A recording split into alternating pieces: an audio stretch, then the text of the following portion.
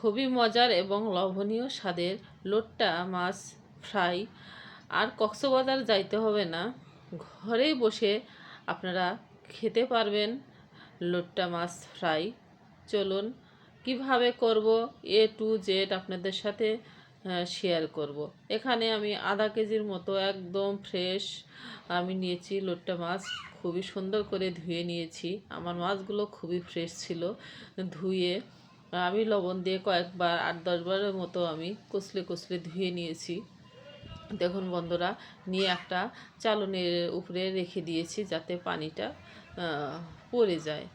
আর এখানে নিয়েছি বেসন, চাউলের গুঁড়ি, নিয়েছি হলুদের গুঁড়ি, মরিচের গুঁড়ি, মাছের মশলা 1 চা চামচ। এখানে নিয়েছি আতপ চাউলের গুঁড়ি। এখানে হাফ চা চামচের মতো নিয়েছি আমি বেকিং সোডা, নিয়েছি বেসন। সব কিছু আমি আধা কেজিরও কম হবে সে পরিমাণ অনুযায়ী আমি সব কিছু নিয়েছি। আপনাদের পরিমাণটা আমি বলবো, দেখতে থাকুন। অবশ্যই আপনারাও বুঝতে পারবেন আমি কিভাবে ব্যাটারটা রেডি করব এবং মেরিনেট করব কিভাবে। না দেখলে স্টেপ বাই স্টেপ আপনারা বুঝতে পারবেন না এবং মজাদার এই লোট্টা মাছ ফ্রাই খাওয়া মিস করবেন। আমি কিন্তু এই তো একটা ডিমও নিয়েছি। আমি সুন্দর করে পানিটা ঝরে গিয়েছে, তখনই আমি একটা বলে আমি কিন্তু মাছগুলো ট্রান্সফার করে নিয়েছি। আর নেওয়ার পরে একটা ডিম দিয়ে দিলাম। ডিমটা দিলে কিন্তু লোট্টা মাছ ফ্রাইটা খুবই ক্রিস্পি হয়, খেতে কিন্তু অসম্ভব মজাদার হয়।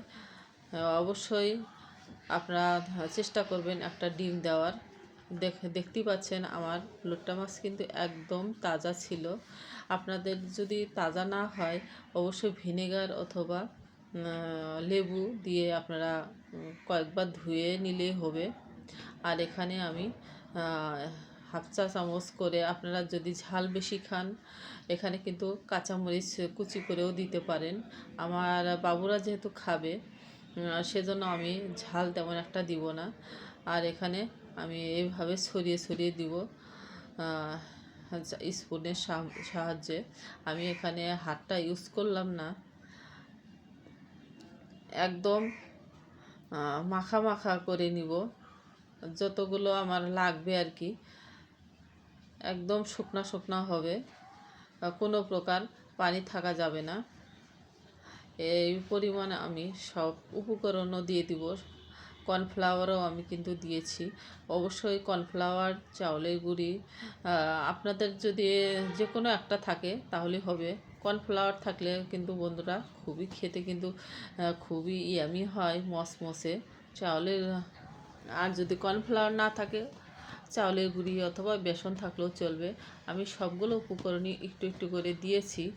আর আমি একদম শুকনা শুকনা করে আমি ম্যারিনেট করে নিব।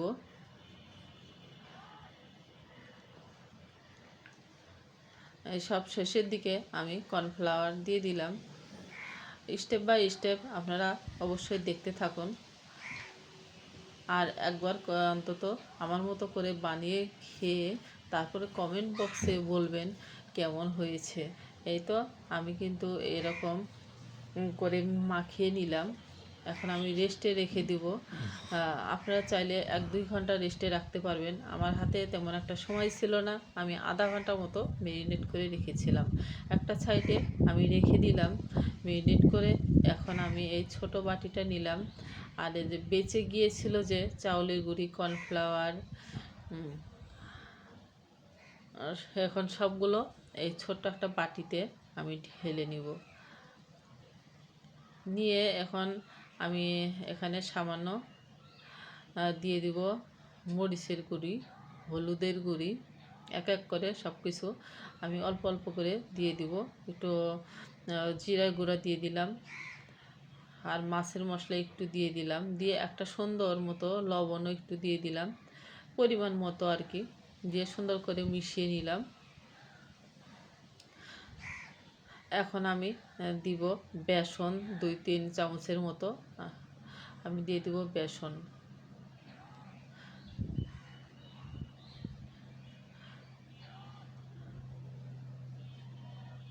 বেসনটা দিয়েও আমি চামচের সাহায্যে আমি সুন্দর করে আমি মিক্সড করে নিব। আপনারা চাইলে হাতের সাহায্য করতে পারেন। আমি চামচের সাহায্যে আমার কাছে ভালো লাগছে, সেজন্য করছি আর কি, আমার সুবিধার্থে। এই তো একটু একটু করে পানি দিয়ে আমি সুন্দর একটা ব্যাটার রেডি করে নিব। কি পরিমাণ ঘনত্ব থাকবে সেটাও আপনাদের সাথে আমি শেয়ার করব। দেখুন, একবারে দিতে যাবেন না, অল্প অল্প করে দিবেন, লাগলে দিবেন আর কি। একবারে দিয়ে দিলে বেশি হয়ে যাবে, পাতলা হয়ে যাবে, সেজন্য অল্প অল্প করে দেওয়ার চেষ্টা করবেন। এই তো আমি কিন্তু 3-4 মিনিটের মতো সুন্দর করে ফেটিয়ে নিব। তা এই তো এরকম একটা ঘনত্ব হবে বন্ধুরা। এখন আমি ঢেকে একটা সাইডে রেখে দিব। এখন আর তেমন আমি ওয়েট করব না। এখন আমি চলে আসলাম চুলায়। অল্প তেলে কিন্তু আমি ফ্রাইটা করে নিব। এখানে আমি ছোট্ট একটা কড়াই বসিয়ে দিয়েছি, আপনারা চাইলে বড় কড়াইয়ে দিতে পারবেন। আমি অল্প তেলে ডিপ ফ্রাই করব। কিভাবে দেখুন,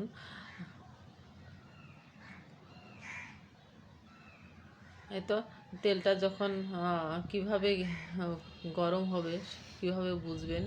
এই তো আমি এক ফোঁটা আমি দিয়ে দিলাম এই তো বেসন। যখন দেখা যাবে সাথে সাথে 1-2 সেকেন্ডের মতোই উঠে আসবে এই ব্যাটারটা, তাহলে বুঝে নেবেন যে পারফেক্টভাবে তেলটা হিট হয়েছে। বেশি গরম করতে যাবেন না, কড়াইটা অবশ্যই বেশি হিট করবেন, তাহলে লেগে আসবে না নিচ থেকে। এখন আমি ব্যাটারের মধ্যে একটা একটা করে চুবড়িয়ে নিব। জালটা অবশ্যই মিডিয়াম টু লো আছে রেখে দেব। হাই হিটে দিলে উপরটা পুড়ে যাবে, নিচে ভিতরটা কাঁচা থেকে যাবে বন্ধুরা। সেজন্য মিডিয়াম টু লো আছে আমি ভেজে নিব। আমি এক এক করে 3টা করে আমি ফ্রাই করব।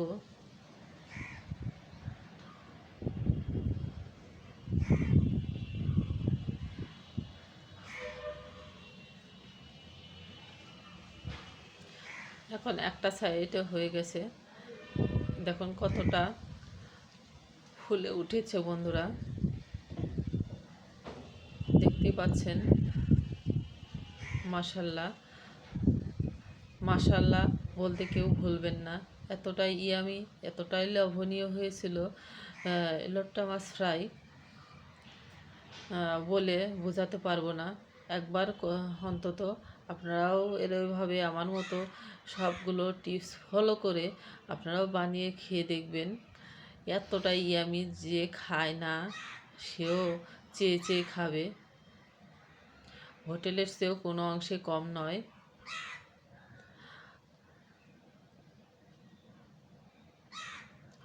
আমি উল্টিয়ে পাল্টিয়ে মিডিয়াম টু লো আছে আমি সুন্দর করে ভেজে নিব।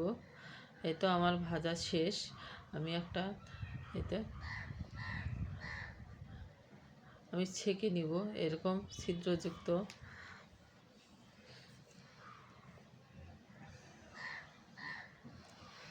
এই তো দেখুন বন্ধুরা কেমন হয়েছে। আবারও আমি 3টা করে আমি ভেজে নিব একই প্রসেসে।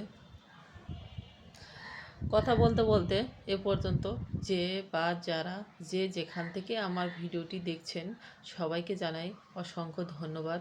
আমার ভিডিওটা যদি কোনো অংশ ভালো লেগে থাকে অবশ্যই লাইক, কমেন্ট, হাইপ করতে ভুলবেন না বন্ধুরা। আজকের জন্য আমি বিদায় নিব। আপনারা যে যেখান থেকে দেখছেন সবাইকে জানাই মন থেকে অনেক অনেক দোয়া ও ভালোবাসা। আল্লাহ হাফেজ।